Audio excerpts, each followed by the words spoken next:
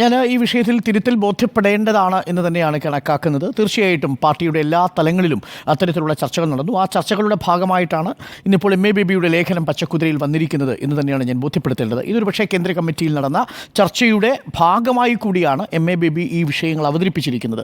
അതിൽ പറയേണ്ട കാര്യങ്ങൾ വളരെ വ്യക്തമായി എം എ ബേബി പച്ചക്കുതിരയിൽ വെളിപ്പെടുത്തുന്നുണ്ട്. അതിൽ പറയുന്നൊരു വളരെ പ്രധാനപ്പെട്ട കാര്യം, ജനങ്ങളിൽ നിന്ന് പഠിച്ച് ജനങ്ങളെ പഠിപ്പിക്കേണ്ട ഉത്തരവാദിത്വമുണ്ട് പാർട്ടിക്ക് എന്നുള്ളതാണ്. ഇത് വളരെ പ്രധാനപ്പെട്ട ഒരു കാര്യമാണ്. ഒരു കേഡർ പാർട്ടി എന്ന നിലയിൽ ആ പാർട്ടിയുടെ പ്രവർത്തനത്തിൻ്റെ ശൈലിയിൽ വരുത്തേണ്ട മാറ്റം എങ്ങനെയാണ് എന്നുള്ളതിനെക്കുറിച്ച് എം എ ബേബി വളരെ വ്യക്തമായി തന്നെ ഈ ലേഖനത്തിൽ പറയുന്നുണ്ട്. ഞാൻ അതിലേക്ക് വരാം. അതിനു മുമ്പ് നേരത്തെ ഇവിടെ സൂചിപ്പിച്ചൊരു കാര്യം, ഇതൊരു കേവലം ഒരു ശൈലി മാറ്റത്തിലൂടെ മാത്രം ഈ തെറ്റിദ്ധരുത്തൽ വരുത്തും എന്നൊരു ബോധ്യം എനിക്കില്ല.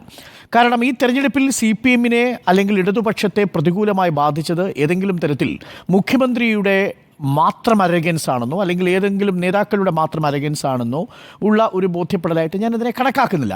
തീർച്ചയായിട്ടും എല്ലാ പാർട്ടി പ്ലീനങ്ങളിലും ഈ കാര്യങ്ങൾ ആവർത്തിച്ചു പറയാറുണ്ട്. ജനങ്ങളുമായി അടുത്ത് നിൽക്കേണ്ടതുണ്ട്. പാർട്ടി നേതാക്കളുടെയും പാർട്ടി അണികളുടെയും ഒക്കെ ഭാഗത്തു നിന്നുണ്ടാകുന്ന പ്രവർത്തനത്തെക്കുറിച്ച് പാർട്ടി പ്ലീനങ്ങൾ പറയും. 2015 കൽക്കത്തയിൽ നടന്ന പാർട്ടി പ്ലീനത്തിലാണല്ലോ തെറ്റിദ്ധരുത്തലുമായി ബന്ധപ്പെട്ട് ഒരുപാട് കാര്യങ്ങൾ പരാമർശിച്ചിരുന്നത്. അന്ന് പറഞ്ഞിരിക്കുന്ന അതേ കാര്യങ്ങൾ തന്നെയാണ് 2024 തെരഞ്ഞെടുപ്പ് പരാജയത്തിൻ്റെ കാരണങ്ങളായി ചൂണ്ടിക്കാണിക്കപ്പെടുന്നൊരു പ്രധാനപ്പെട്ട കാര്യവും. അതിലൊന്നാണ് ഇന്ന് എം വി ഗോവിന്ദ മാഷ് പറഞ്ഞിരിക്കുന്നത്, അണികൾക്കും സഖാക്കൾക്കുമെല്ലാം പണത്തിന് വലിയ ആർത്തിയുണ്ടാവുന്നു എന്നുള്ളതാണ്. ഇത് 2015 കൽക്കത്ത പ്ലീനത്തിൽ പറഞ്ഞിരിക്കുന്ന ഒന്നാണ്. റിയൽ എസ്റ്റേറ്റ് ബിസിനസ്സിലേക്ക് ആളുകൾ തൽപരരാവുന്നു. പാർട്ടിയുടെ പാർലമെൻ്ററി വ്യാമോഹത്തിലേക്ക് പലരും വീഴുന്നതിൻ്റെ കാരണം പണമുണ്ടാക്കാം എന്നുള്ളതാണ്. പക്ഷേ അന്ന് കേരളത്തെ നോക്കിയല്ല 2015 പറഞ്ഞിരുന്നത്. അന്ന് പ്രധാനമായും ബംഗാളിനെയും ത്രിപുരയും നോക്കിയാണ് പറഞ്ഞിരുന്നത്. 30% മാത്രമേ സഖാക്കൾ ബംഗാളിലും ത്രിപുരയിലുമെല്ലാം പാർട്ടി പ്രവർത്തനത്തിൽ പങ്കെടുക്കാൻ വരുന്നുള്ളൂ എന്നതായിരുന്നു കൽക്കത്ത പ്ലീനത്തിലെ ഒരു പ്രധാനപ്പെട്ട കണ്ടെത്തൽ. അത് പിന്നീട് ശരിയാണെന്ന് തെളിയുകയും ചെയ്തു. 15 വർഷം കൊണ്ട് പാർട്ടിയുടെ വലിയ രീതിയിലുള്ള വോട്ടൊഴുക്ക് എങ്ങനെയാണ് മറ്റു പാർട്ടികളിലേക്കും തൃണമൂൽ കോൺഗ്രസിലേക്കും ഒഴിഞ്ഞു പോയതെന്ന് ബംഗാൾ നമ്മളെ പഠിപ്പിച്ചു. BJP-യിലേക്ക് എങ്ങനെയാണ് ആ പാർട്ടി വോട്ടുകൾ ഒഴുകിയതെന്ന് ത്രിപുരയും നമ്മെ പഠിപ്പിച്ചു.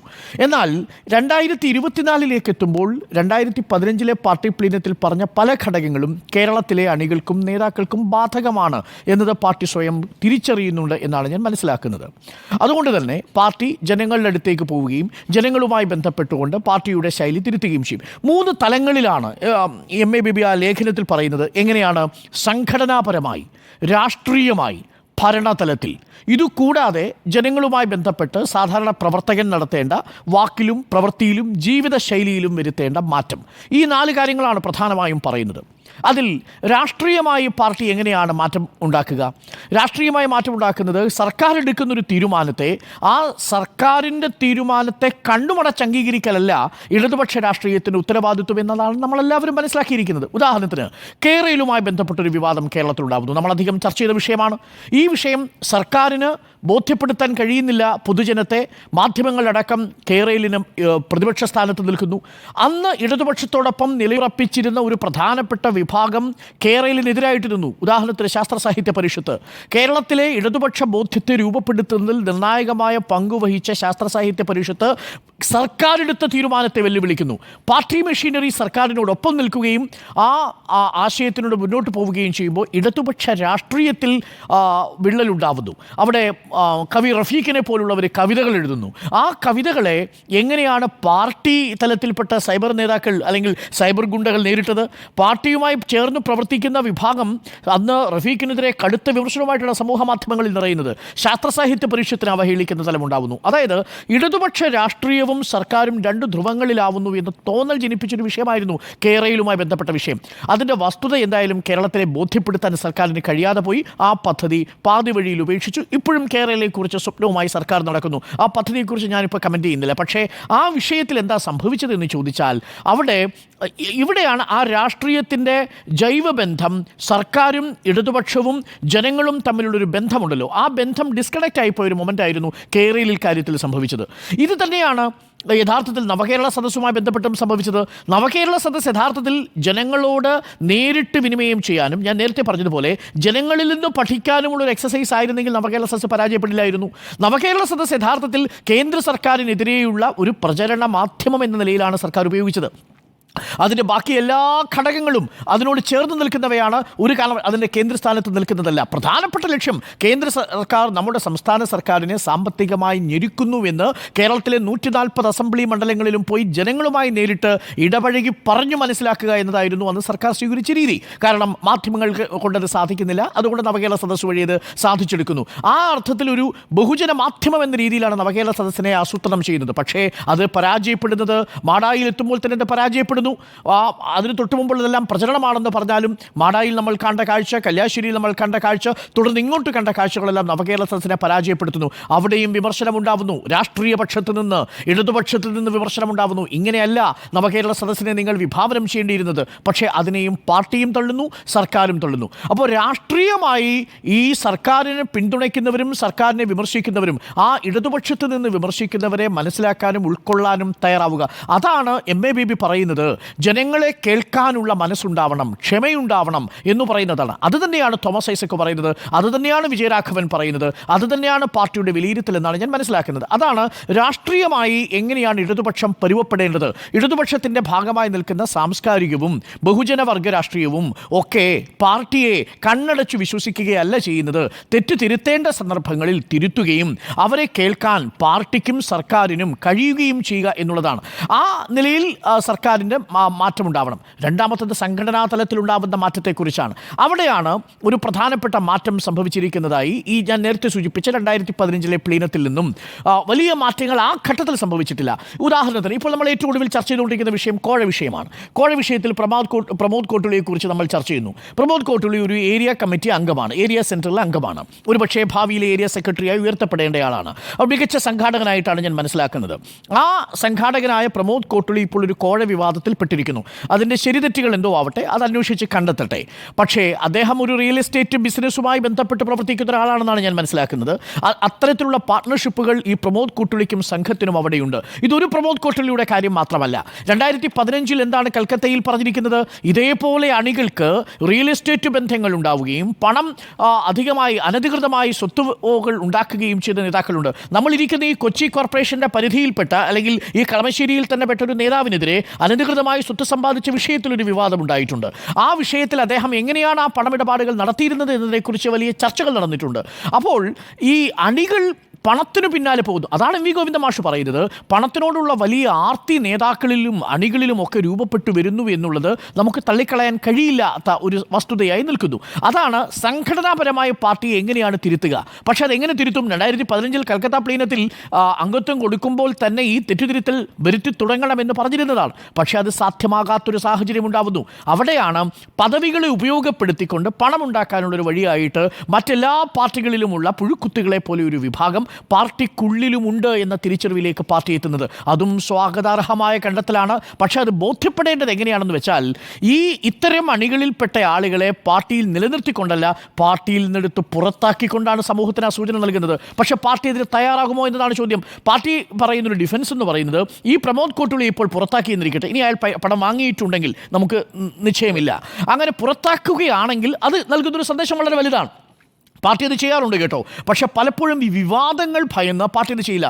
ശിശുക്ഷേമ സമിതിയിൽ നമ്മൾ കണ്ട വിഷയമാണ്. ശിശുക്ഷേമ സമിതിയിൽ നമ്മൾ മുഴുവൻ ചർച്ച ചെയ്തതല്ലേ അനുപമയുടെ കുഞ്ഞുമായി ബന്ധപ്പെട്ട കടത്തൽ. പാർട്ടിയിലെ അധികാരങ്ങളെ എങ്ങനെയാണ് ചെറിയ തലങ്ങളിലുള്ളവർ പോലും ഉപയോഗിക്കുന്നത്, ദുരുപയോഗം ചെയ്യുന്നത് എന്നതിൻ്റെ നേർചിത്രങ്ങളായി ഒരുപാട് ഘടകങ്ങളെ നമുക്ക് ചൂണ്ടിക്കാണിക്കാൻ കഴിയും. അപ്പോൾ അതിലൊരു വിഭാഗം ഇനി സ്ത്രീജനങ്ങളുമായി ബന്ധപ്പെട്ട പാർട്ടി നേതാക്കൾ. തിരുവല്ലയിൽ അടുത്തിടെയല്ലേ ഒരു CPM ബ്രാഞ്ച് സെക്രട്ടറിയെ പാർട്ടിയിലേക്ക് തിരിച്ചെടുത്തത്? അയാൾ സ്ത്രീ പീഡന കേസിൽ പുറത്തുപോയ ആളല്ലേ? അയാൾ ഒരു സ്ത്രീയുടെ നഗ്നചിത്രമെടുത്ത ആ സ്ത്രീയെ പീഡിപ്പിക്കാൻ ശ്രമിച്ച കേസിലെ പ്രതിയല്ലേ?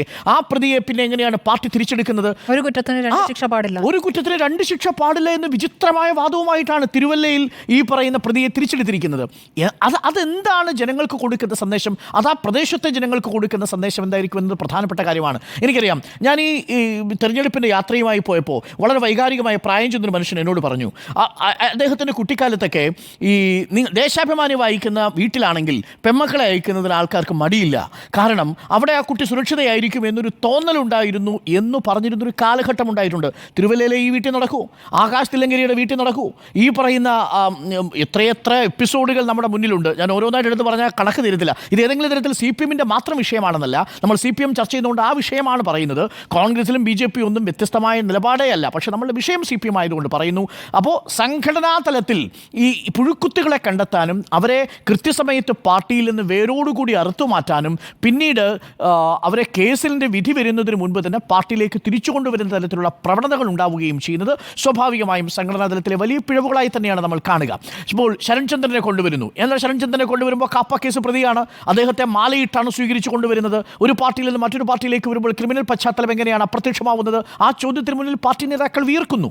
അപ്പോൾ ഈ സാഹചര്യം ഒഴിവാക്കാൻ പാർട്ടിയുടെ സംഘടനാ തലത്തിലുള്ള അഴിച്ചുപണി വേണം. അപ്പോൾ രാഷ്ട്രീയമായ മാറ്റം വേണം, സംഘടനാ തലത്തിലും മാറ്റം വേണം. മൂന്നാമത്തത് MABB പറയുന്നു, ഭരണപരമായ മാറ്റമുണ്ടാവണം, ഭരണതലത്തിലും ആ മാറ്റങ്ങൾ ഉണ്ടാവണം. അവിടെയാണ് ഒരു പരിധിവരെ മന്ത്രിമാർ എന്ന നിലയിൽ നിങ്ങളുടെ പ്രവൃത്തി സാധാരണ ജനങ്ങളോടൊപ്പം ചേർന്ന് നിൽക്കുന്നതായി ബോധ്യപ്പെടണം. പക്ഷേ ഞാൻ ഇംപ്രഷൻ പൊളിറ്റിക്സിനെതിരാണ് കേട്ടോ. കാരണം ഇംപ്രഷൻ പൊളിറ്റിക്സ് കൊണ്ട് നിങ്ങൾക്ക് കൂടുതൽ വോട്ടുകൾ ഉണ്ടാക്കാൻ കഴിയുമെന്ന് കരുതുന്നത്. നേരത്തെ ഉണ്ണി ബാലകൃഷ്ണൻ പറഞ്ഞ എക്സാമ്പിൾ കറക്റ്റാ. ഒരു വള്ളത്തിൽ, ചുണ്ടൻ വള്ളത്തിൻ്റെ ഇതുപോലെ അമരത്തിലാണ് ഇരിക്കുന്നത് പ്രതീതി. പക്ഷേ ആ അമരത്തിലിരിക്കുന്ന വള്ളം ഒഴുകണമെങ്കിൽ തറയിൽ ജലനിരപ്പുണ്ടാവണം. ആ ജലനിരപ്പെന്ന് പറയുന്നത് സർക്കാരിൻ്റെ ക്ഷേമ പ്രവർത്തനങ്ങളും ഭരണപരമായ അനുകൂല തരംഗവും ഉണ്ടെങ്കിൽ മാത്രമേ മുകളിലുള്ള പ്രതീതി വർദ്ധിക്കൂ. ഇല്ലെങ്കിൽ ഉമ്മൻചാണ്ടി ജയിക്കണമായിരുന്നു. ഉമ്മൻചാണ്ടിയെ പരാജയപ്പെടുത്തി VS അച്യുതാനന്ദൻ എത്തുന്നു. മാത്രവുമല്ല അവിടെ തുടർഭരണം ഉറപ്പിക്കാൻ ഉമ്മൻചാണ്ടിക്ക് കഴിയാതെ പോകുന്നൊരു സാഹചര്യം ഉണ്ടാവുന്നു. ഉമ്മൻചാണ്ടി എന്താ ജനകീയനായ നേതാവായിരുന്നില്ലേ? കെട്ടിപ്പിടിച്ചില്ലേ? ചിരിച്ചില്ലേ? ആളുകളോടൊപ്പം സംസാരിച്ചില്ലേ?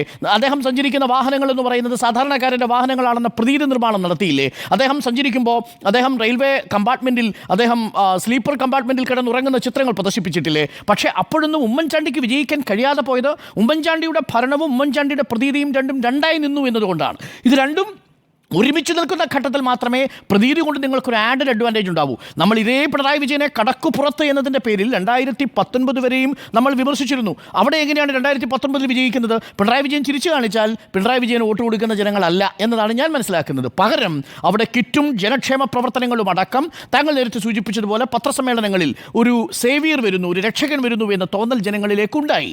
ആ ഇംപ്രഷൻ എന്നുള്ളത് മനഃപൂർവ്വം സൃഷ്ടിച്ചതാണ് എന്ന വാദമുണ്ട്. അതവിടെ നിൽക്കട്ടെ. പക്ഷേ ആ ഇംപ്രഷൻ സഹായിച്ചു. പക്ഷേ അല്ലെങ്കിൽ നിൽക്കില്ല.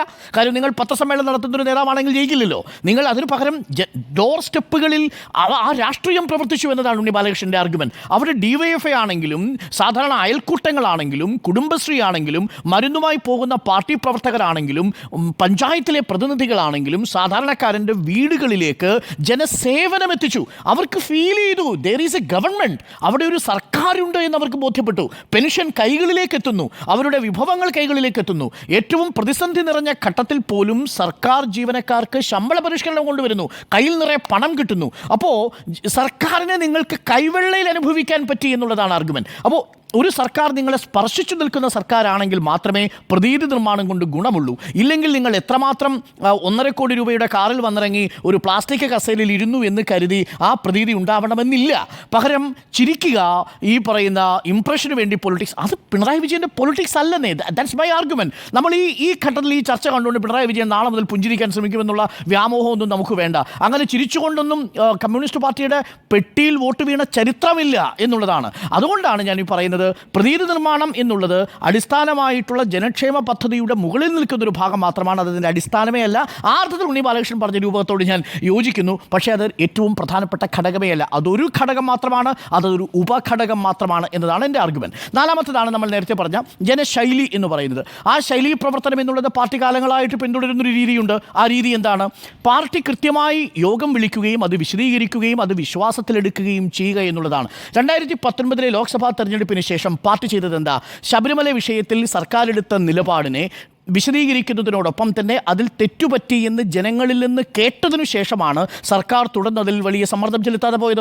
അതുകൊണ്ടാണ് ഇപ്പോഴും ആ സുപ്രീം കോടതി വിധിയുണ്ട്. പക്ഷേ സർക്കാർ നടപടിയെടുക്കാത്തത് അന്നത്തെ കുടുംബയോഗങ്ങളിൽ പാർട്ടി പ്രവർത്തകരായ വിശ്വാസികൾ പറഞ്ഞത് കേട്ടതുകൊണ്ടാണ്. അവിടെയാണ് MABB പറയുന്നത്, ജനങ്ങളെ കേൾക്കുക, ആ കേട്ടതിന് ശേഷം അവരെ പഠിപ്പിക്കാൻ ശ്രമിക്കുക. അല്ലാതെ ജനങ്ങൾ കേൾക്കാതെ, ജനങ്ങളിൽ നിന്ന് പഠിക്കാതെ ജനങ്ങളെ പഠിപ്പിക്കാൻ പോകുമ്പോൾ ഉണ്ടാകുന്ന തിരിച്ചടി സ്വാഭാവികമായിരിക്കും. അത് അധികാരത്തിൻ്റെ ഒരു പ്രത്യേകതയാണ്. അധികാരത്തിൽ കുറേ നേരം ഇരുന്ന് കഴിഞ്ഞാൽ തോന്നും ഞാൻ അധികാരത്തിൻ്റെ മുകളിലേക്ക് എത്തിയിരിക്കുന്നത് എൻ്റെ മാത്രം കഴിവുകൊണ്ടാണ്, ഞാനാണ് ശരി എന്നൊരു ബോധ്യമുണ്ടാവും. അത് എപ്പോഴും അധികാരം എന്ന് പറയുന്നതിന് സംഭവിക്കുന്ന ഒരു മാനസിക ഘടനയ്ക്ക് സംഭവിക്കുന്ന പ്രശ്നമാണ്. അതാണ് ഇവിടെയും സംഭവിച്ചിരിക്കുന്നതെന്നാണ് ഞാൻ മനസ്സിലാക്കുന്നത്. അതുകൊണ്ട് ഞാൻ അവസാനിപ്പിക്കുന്നു. ബോധ്യപ്പെടേണ്ടതല്ലേ എന്ന ചോദ്യത്തിന് ബോധ്യപ്പെടണം. അത് ഏതെങ്കിലും തരത്തിൽ ശൈലിയിലുള്ള മാറ്റം മാത്രമല്ല ബോധ്യപ്പെടേണ്ടത്, ഭരണതലത്തിൽ, രാഷ്ട്രീയത്തിൽ, സംഘടനാ തലത്തിൽ ഒക്കെ പാർട്ടി മാറിയിട്ടുണ്ട്, സംഘടന മാറിയിട്ടുണ്ട്, മെഷീനറി മാറിയിട്ടുണ്ട് എന്നുള്ളത് സാധാരണ ജനങ്ങൾക്ക് ബോധ്യപ്പെടണം എന്നതാണ് എൻ്റെ പക്ഷം.